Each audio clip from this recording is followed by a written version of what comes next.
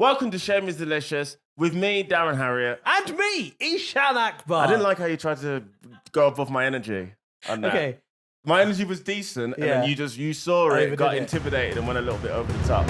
Shame is delicious. We've been trying to do a podcast together for about 6 months, maybe. Yeah, you wasn't my first choice.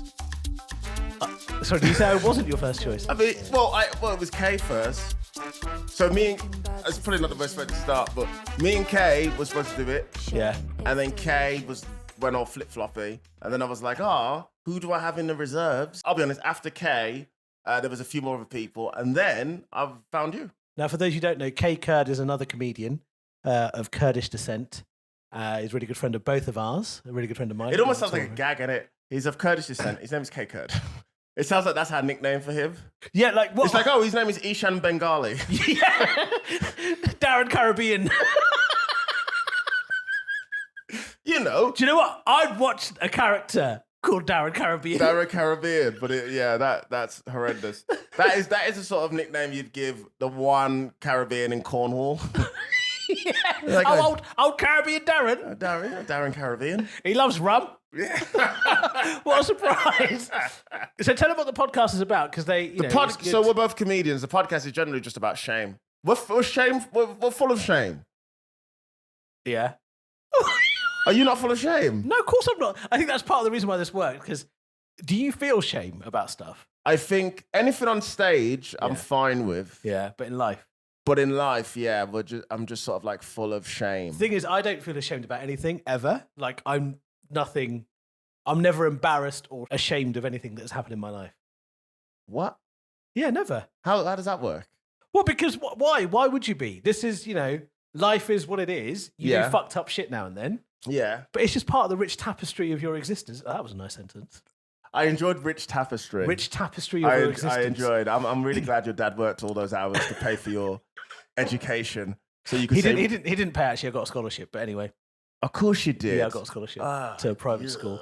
Doing all right. And look at you now. Look at me now. Look at you now. In Digbeth, doing a podcast with Darren Caribbean. I'm going to call you that all the time now. Darren Caribbean. I'm not going to lie, I don't hate it. Yeah. It's not the worst name in the world. Darren Caribbean. The thing is, right, shame is one of those things, like, especially when you're Asian, you hear this all the time, like everyone's always worried about what other people think. Yes. There's a sentence, what will other people say, that is exist in every Asian language. Is it the same in the black community? Do you guys have that, like, what will other people say? Yeah. It's where, yeah, I think a lot of it is because when you're black, if one person does something wrong, people are like, well, that's what they all do. But what other black people don't? No, but other black people think, like, other black people will get annoyed at that one black person because they know that you're fucking it up for us. So Jesus, did you have to, like, when I feel like when there's a terrorist attack, I'm like, oh no, really? You're gonna have to wear like I love London. I'm Sri Lankan now. You have to wear like an I Love London t-shirt. Yeah. Walking around with Big Ben on my chest. Yeah, they're at the Royal Variety with like a flag. That's another thing. I do not see many ethnics with those United, the flags. The United Kingdom flag. Yeah, I remember when I did security for the royal wedding of Prince William and Kate. I didn't see one. Do you do security for that wedding? I did. That was like my first ever like proper job. Oh. Everybody's there with their like flags, waving it around and all this, and I was like, raw. I've never felt that. Whereabouts were you? Like, where were you doing the security? Bro, I was outside a tube station. It was nuts. I was about 3 miles away from where it was happening. Right. And I remember being so far away. There was a pub over the road, and I went over the road. Yeah. On my break to have a look at the wedding. I was like, oh, she looks nice. Did they train you on what you had to watch out for? No, they just put us on a spot because there was like 1,000-odd security staff, police, MI5, all of that. We were just the lowest rung people. It was just have a presence in it. I don't think I could ever do security. Do you feel like nowadays the standards of what they expect from security people to look like have really, really slipped? Because I look at security people now and I'm like, I reckon I could take you. Yeah, but I reckon I could outrun you. But it's some jiu-jitsu specialist. Yeah. You're like, I could beat you up. You are in a chokehold. That's when you know. No, bruv, no. Because there are some Nigerian and Asian uncles, yeah, doing security at random places, and I'm like, why are you doing this? Bro. I used to have my SIA badge. Did you have that as well? That's producer Alice over there. Did you really? How long did you have that for? Until it ran out. Sick. Really? Yeah, that's what you want. See, because it's just an extra side hustle, isn't it? It's a very easy job. What, security? Yeah, because you work your day job, and then afterwards you do security for a few hours, and it's pretty But simple. then security became your day job, and you did comedy in the evenings. And then, yeah, exactly, it moves around. I remember one time, speaking of shame, I was was chucking this guy out, and he was like just fighting everyone. Sorry, you were what? I was chucking this guy out. Oh, I think you said chugging this guy out. I was Chugging like, this... I'm not that kind of podcast. Chugging a guy out. The worst, chucking this guy out. It's like, you've got what you want, now just leave, will ya? That is, you know what, that's not a bad way to get rid of someone. Because I will wank you off if you don't leave. Because for most guys, once they come, they don't want to be in a rave anymore. Yeah, that's true. It's game. I want to lie down, have a nap, have a sandwich. What am I gonna? I remember one time, and this would happen quite a lot. I remember my trousers ripped, like right in the middle, just because you're just dealing with. Sorry, this guy. what are we talking about at the moment? Oh, When did your trousers? just dealing with people. You know, trying to get people out. Because when you're trying to get someone out, you just get them out, innit? Yeah. And like, obviously, they'd roll on the floor and do all that nonsense, and then you. Sorry, they'd roll on the floor. Because you have- stop, drop, and roll. It's like a child. You know when a kid doesn't want to leave and they just fall on the floor. But what, grown adults are doing this? You'd be amazed. Men or women? Carlos is there, he knows. Men or women? Both. Really? You just drop to the, yeah, I'm not good. Oh my God. What, in clubs and shit? Yeah, because obviously if they're still on their feet, then they're kind of helping you because all they have to do is walk as you know, me and 4 others push them. Yeah. But if they fall on the floor, then it just makes it so much harder for us to get them out because you're lifting their weight in it. And if they're a big person, my God. It's very annoying. So you'd have to get on the floor and lift them up. The amount of times I did my back in.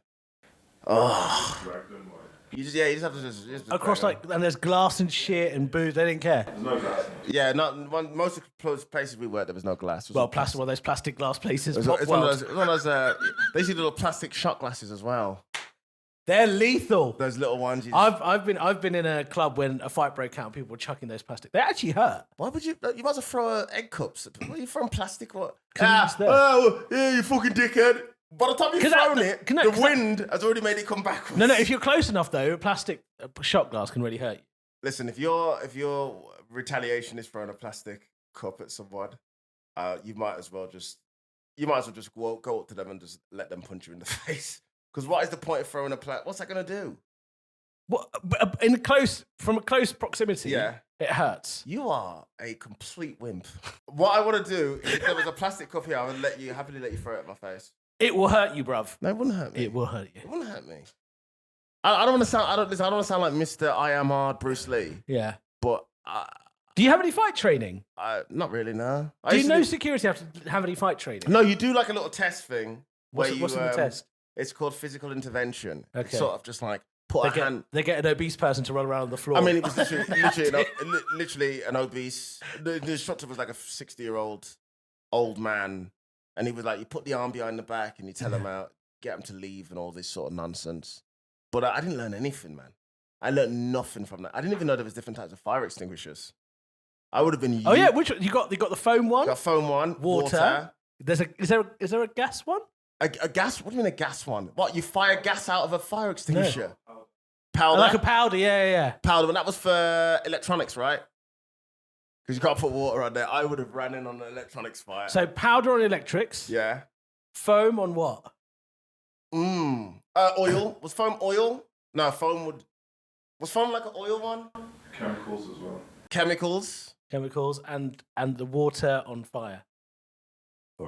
See, it's difficult to know when there's a fire. See, that would be a shameful thing if, like, you put the wrong fire extinguisher on the wrong thing and made the thing worse. Oh, I would have done that immediately. Because when there's a fire, you don't think of what kind of fire. You just go Fire.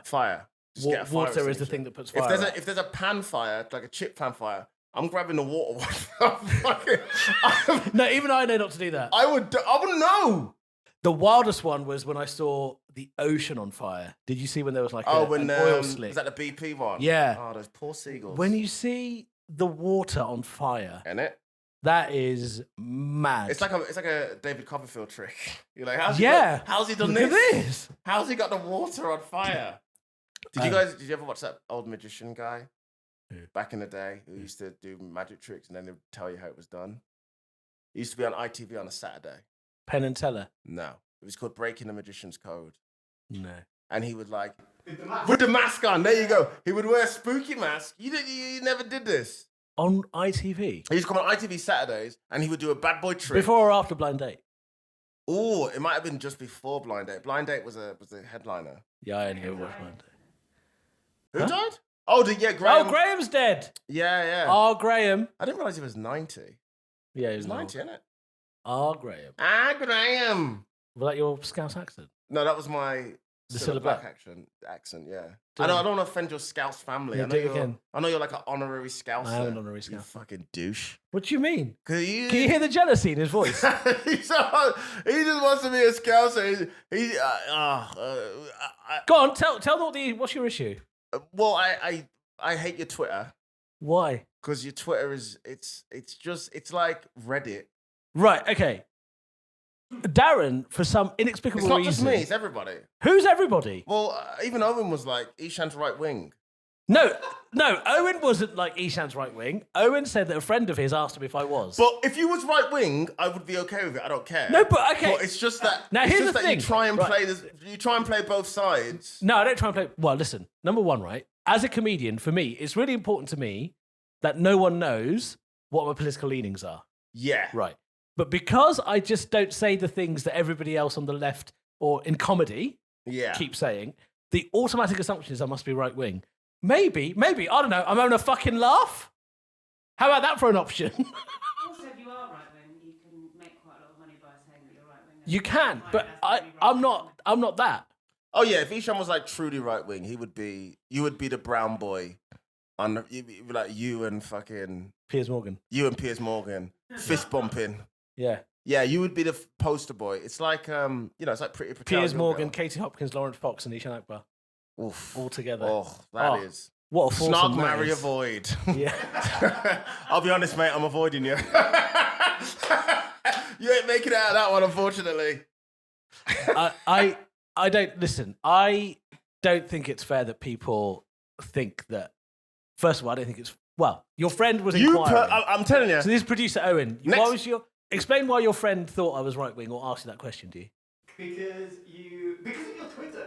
It's But what do I say on my? I'm not. Thank you. Wait, Alice I'm has not on nailed my it there. Twitter saying incendiary things, am I? I'm not saying right wing things, am I? I think it was after a comment you made about it was either bankers or something financial, and they assumed you were right wing. Your Twitter. Oh, yeah. Well, I remember what it is. I stand by this. As right? long as you stand by your tweets, that's Yeah, fine. I Because when stand you by- eventually go down, No. it's I always stand- good to believe listen, in it. A lot of society starts having go at ultra rich people all the time for saying, oh, why are they hiding their taxes? Why are they hiding their money? And my position is, having worked in the city. Who you used to hide somebody's money. No, bro, if you know how hard it is to be a comedian. Yeah. Right. I do. When you prove it to us on stage often, and when you start earning loads of money, you do start thinking to yourself, well, I want to make sure I pay the tax I'm due to pay. Yeah. But not go over that limit. Yep. And you will try your hardest to keep as much of the money that you've earned for yourself. Of course you will. That your family. is one thing that I that brings every liberal, super left-leaning comedian together in a way that no one ever expects. As soon as you mention tax, as soon as we're around April, how much you pay? Yeah, every time. But then they check their Twitter unexpected account. tax bill. NHS, we need to save the NHS. Oh, the tax. Yeah. I'm paying every so single much. time. Yeah, I know. And so because I say it outwardly, everyone's like, oh, he must be rowing. No, I'm setting up a Cayman Islands account as soon as I possibly fucking can. You can't do that. Yeah, why? You You can't. can. It's legal. It is very legal, but it's such a scummy thing. Oh, no, I don't care. It's my money. I worked fucking hard for it, bruv. Are you trying to pay 1% tax? I'm trying to pay 0.5% tax. Listen, 'cause here's the thing. The richer I get as well, I'm going booper. Oh, damn. Immediately. Damn scared. Look, I love the NHS. I love the principle of the NHS. My dad's a paramedic, been a paramedic for 30 years. The only reason I get any treatment for my ears or whatever is because my dad's a paramedic. I walk in. Oh, is that I what have it to is? walk past all these beds, all these people waiting for hours and hours. I imagine when you walk past them, you put your hand out, Yeah. like, trying to get high five. It's because I'm honest about this.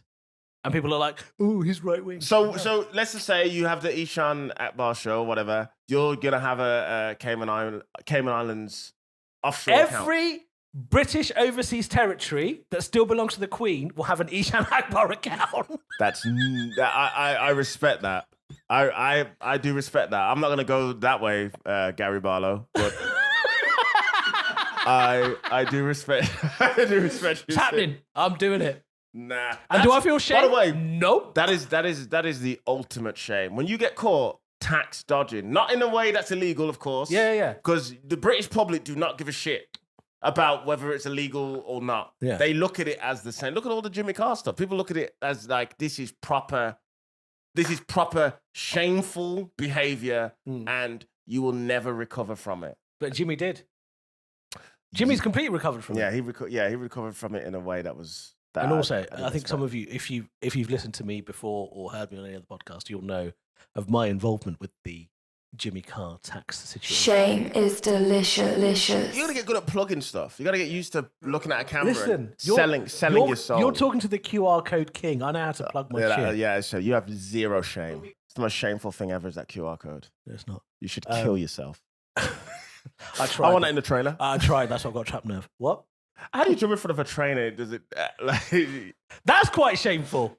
I mean, Trying to kill yourself and not being able to do it. I mean, in what is arguably the It is shameful. If you try and jump in front of a train and you fuck that up, I that's embarrassing. imagine you tried to jump in one of those. You know those trains the kids get on? They just go around a little track. No. This was like Central Line. I was proper going for it, but then I hesitated because I had a meeting. And then I got trapped nerve. You really hesitate because you had what? You was about, I'm going to kill myself, but oh, God, I got a Zoom chat. Because what happened is I went to jump. Just trigger warnings. Suicide. I wanted to, What did they think they meant? You're going to jump on the top like Tom Cruise? I was gonna jump, and then as I went to jump, a voice in my head went, "You've got a meeting at 10:30," and then that because I felt like someone was talking to me, Yeah. and then Not I could've stop. hurt It's like like, that. hey, you got a gig later. yeah. So then I was like, "Huh?" Like kind of like that, and the hesitation meant I didn't go forward, and the train hit my shoulder, Yeah. and I spun round, fell onto the platform, got up, ran out, had a coffee, went to work, and then did a gig that night. How was the gig? Fine, really good actually. Well, but more importantly, how was the meeting? He got cancelled.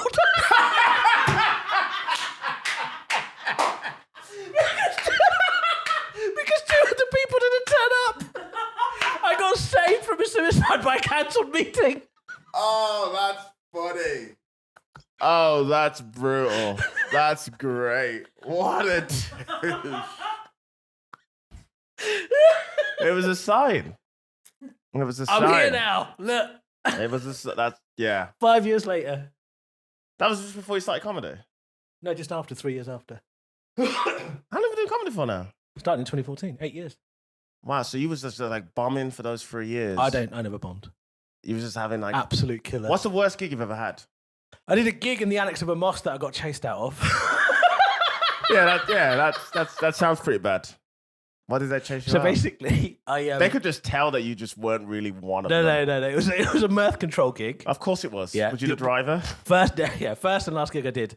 It was in the Somali Muslim mosque in Park Royal. Oh, nice. That sounds welcoming. And I walked in, and the gig was segregated with this movable Oh, wall. no. Right. That's a rough one already, man.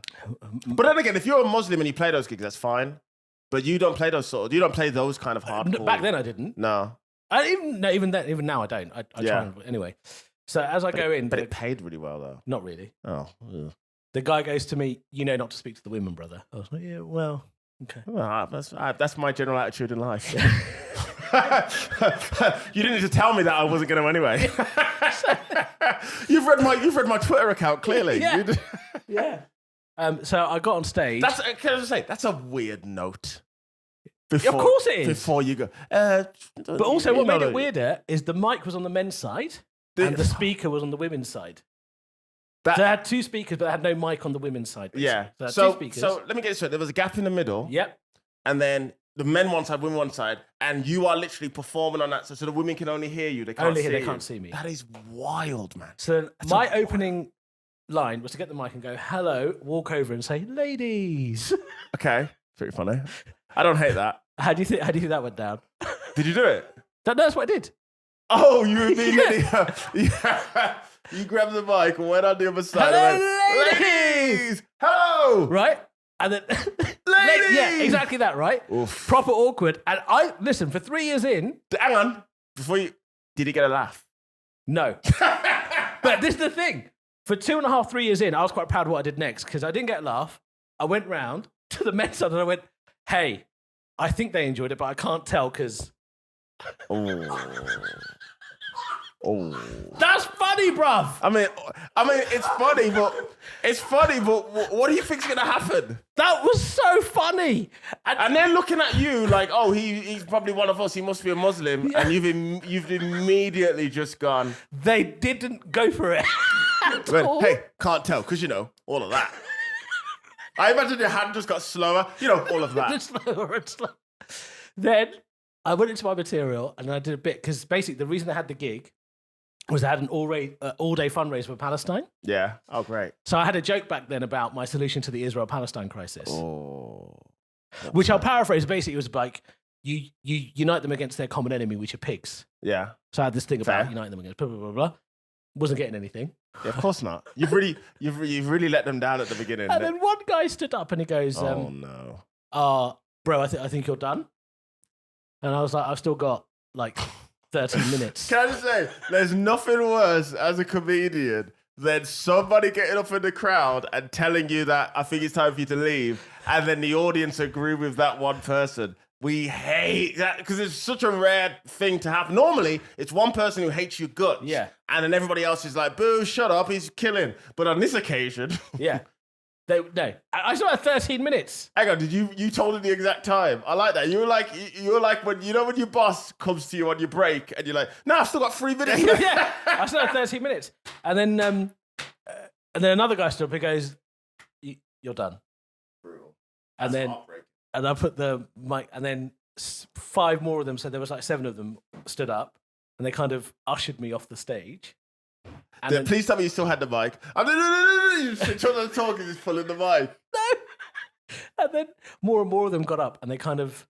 It was like, have you ever been to an Asian wedding? And you know when the bride is leaving the family? Yeah. Everybody walks behind her. Yeah. It was like that, Oh. but everyone was very angry.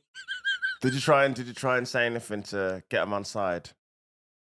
The only thing I said was I thought it was funny. The worst thing. Well, I thought that was good. I imagine you had like a big fucking ball in your throat. I thought it was funny. And you know what? Here's And what was happening was we were ushered off the stage. Where were the women? What were the women doing? I don't know. They were behind a fucking wall. Who else was on? A guy. Do you know Dan Aldrich? I don't know if you know him. Oh, I know him. Yeah, I know the name. Yeah, Dan. And then there was like another guy whose name I can't remember. See, that would be better because he's like. This is why I always believe that, like, especially when you do a black gig, non-black people, it's the easiest gig because they have no expectations of you. You just do not what. at Theatre Royal Stratford. It isn't. Oh yeah, I died there. yeah. I didn't have a great time. The first thing that really bugged me was I went in there and I was like, Theatre Royal Stratford, cool. Gonna be in a theatre. Let's do Oh, is this the bar Yeah, area? it's at the bar. Yeah. Oh, is this the bar area downstairs? Okay, yeah. As they ushered me into the car in Park Royal, They guy, ushered you into the car. Into my car. They were like, we don't even want you hanging around. Yeah, just get in the car. If you caught a train, they would have got you a ticket right there and then and handed you a ticket. one Somali uncle was like, "You should be ashamed of yourself," Oof. You don't need that. and I wasn't. Was this before the attempted suicide? Yeah. Funny. I like how It was the next day. It was the next day. I like how that wasn't in your head. Fucking hell. Yeah, nah. I've never had a gig that bad. I've been booed at corporates before.